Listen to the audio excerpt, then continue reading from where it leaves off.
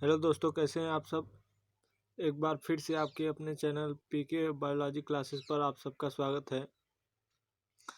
तो हमने अभी इससे पिछले वीडियो में ऑब्जेक्टिव देखे थे और इस वीडियो में चैप्टर 2 के बायोलॉजी क्लास 12 के जो इम्पोर्टेंट क्वेश्चन है, छः इम्पोर्टेंट क्वेश्चन है। अगर आप इन्हें अच्छे से तैयार कर लेते हो 100% इन्हीं क्वेश्चनों में से एक क्वेश्चन देखने को मिलेगा। इसलिए आप हमारे साथ बने रहिए और वीडियो अच्छा लगे तो प्लीज़ लाइक शेयर कमेंट इतना कर्म ना भूलो यार।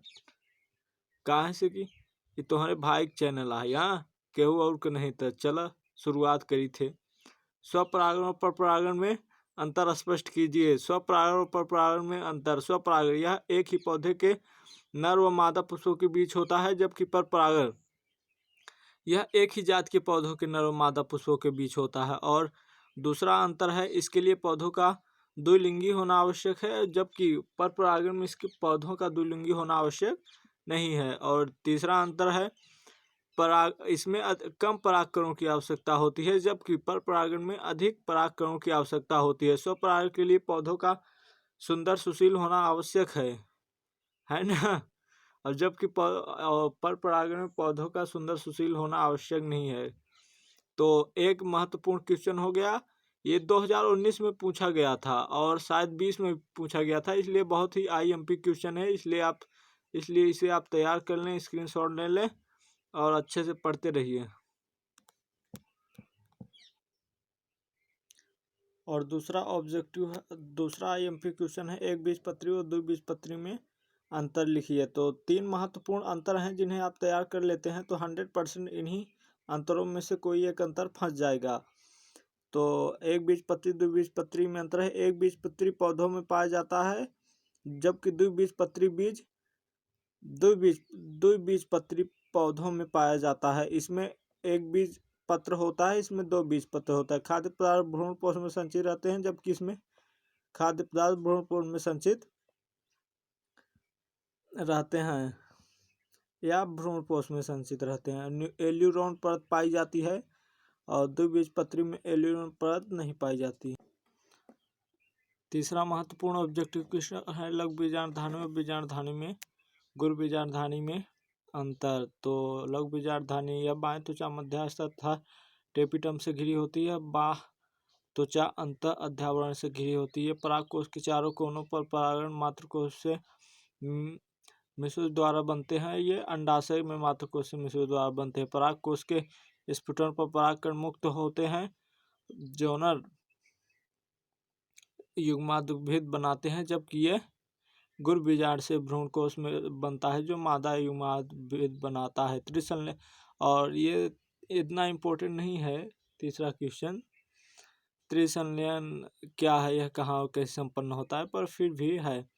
एक सहायक कोशिका में प्रवेश करने के पश्चात पराग नलिका द्वारा सहायक कोशिका के जीव द्रव्य में नर युग्मक अवयुक्त किए जाते हैं। इनमें से एक नर युग्मक अंड कोशिका की ओर गति करता है और केंद्रक के साथ संगलित होता है, जिसमें युग्मक संलयन पूर्ण होता है, जिसके परिणाम में एक द्विगुणित कोशिका युग्मनज की रचना होती है। दूसरी ओर वह संगलित होकर त्रिगुणित प्राथमिक भ्रूणपोष केंद्रक बनाता है, जैसे कि इसके अंतर्गत 3 अगुणित नियुक्त सम्मिलन, अतः इसे त्रिसंलयन कहते हैं। और असंघजनन क्या है, इसका महत्व लिखिए। तो असंघजनन यह एक अलैंगिक जनन सामान्य विधि है, जिसमें नए पौधे का निर्माण युग्मकों के संलयन के बिना ही हो जाता है, असंघजनन कहलाता है। अतः इसमें पौधों के लाभदायक गुणों को अनिश्चित समय सुरक्षित रखा जाता है। और महत्व मात्र पौधे समान होते हैं, लाभदायक लक्षण लंबे समय तक।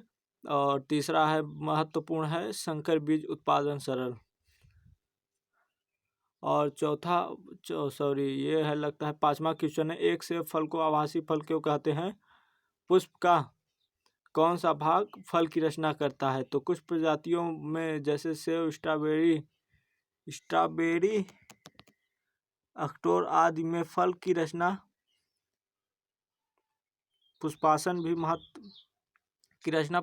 महत्वपूर्ण भागीदारी निभाता है। इस प्रकार के फलों को आभासी फल कहते हैं। अधिकतर फल केवल अंडाशय से विकसित होता है और इन्हें वास्तविक या आभासी फल भी कहते हैं। तो ये आज का बहुत ही इम्पोर्टेंट क्वेश्चन है। अगर ये 5-6 जो मैंने आपको दीर्घोक्ति दिए, अगर ये तैयार कर लेते हो तो 100% इन्हीं में से कोई एक क्वेश्चन आकर फंस जाएगा और आप लोग टनाटन याद किए रहेंगे, तो इसको लिख देंगे और इसकी सब। तो चलिए ठीक है, और हम आज की क्लास यहीं पर समाप्त कर रहे हैं। फिर मिलते हैं नेक्स्ट क्लास में। तो चैप्टर 2 ख़त्म हो गया है और चैप्टर 3 का मैं ऑब्जेक्टिव क्वेश्चन कल लेकर आ रहा हूँ। तो इसी के साथ मिलते हैं फिर। तब तक के लिए राम राम, सत श्री अकाल।